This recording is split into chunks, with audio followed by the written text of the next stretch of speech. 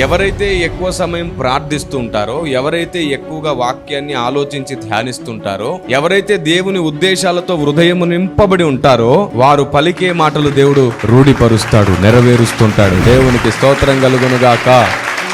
సంఘము ప్రవచించడం నేర్చుకోవాలి. కండిషన్ ఏమిటి? ప్రవచించాలంటే ప్రార్థన, వాక్యము, దేవుని ఆలోచన విధానంతో హృదయం నింపబడి ఉండాలి. నేను అంటాను చూడండి, కనీసం గంట ప్రార్థన చేయని వాడి దగ్గర సలహా తీసుకోకండి, మిమ్మల్ని సాతాను పాడు చేస్తాడంట. సలహా కోసమే గంట ప్రార్థన అయితే మరి ప్రవచనం కోసం? కాబట్టి మనసంతా దేవుని మీద ఉండాలి. అలాంటి వారు పదే పదే దేన్ని పలుకుతారో దేవుడు దాన్ని జరిగిస్తాడు. కీడు పలికిన కీడు జరుగుతుందండో, జాగ్రత్త. అందుకే మంచి చెడ్డ విచక్షణ కలిగి మేలైనది అని అన్నాడు కదా, అవసరమును బట్టి అని అర్థం. అనవసరమైంది ప్రవచించి దేవుని శోధిస్తే దేవుడు అస్సలు వినడు. ఇక నుంచి మీ నోటిని మీరు ఎలా వాడతారు?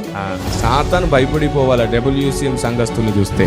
వీళ్ళు నేను ఎన్ని సమస్యలు తెచ్చినా మళ్ళీ దాన్ని పాజిటివ్ గానే మాట్లాడుతున్నారు. ఒకరి కోసం ఒకరు ప్రవచిస్తున్నారు. నేను ఒకటి చెప్పనా, మన కోసం మనం ప్రవచిస్తే నెరవేరకపోవచ్చు, మన దోషాలు మనకు అడ్డు రావచ్చు. కానీ ఇప్పుడు సీక్రెట్ ఏమిటంటే ఒకరి కోసం ఒకరు ప్రవచించండి, అది నెరవేరి తీరుతుంది. నెరవేరే వరకు ప్రార్థించండి, ఒకరికొకరు మేలు చేసుకుందాం, ఒకరినొకరు ఆదరించుకుందాం.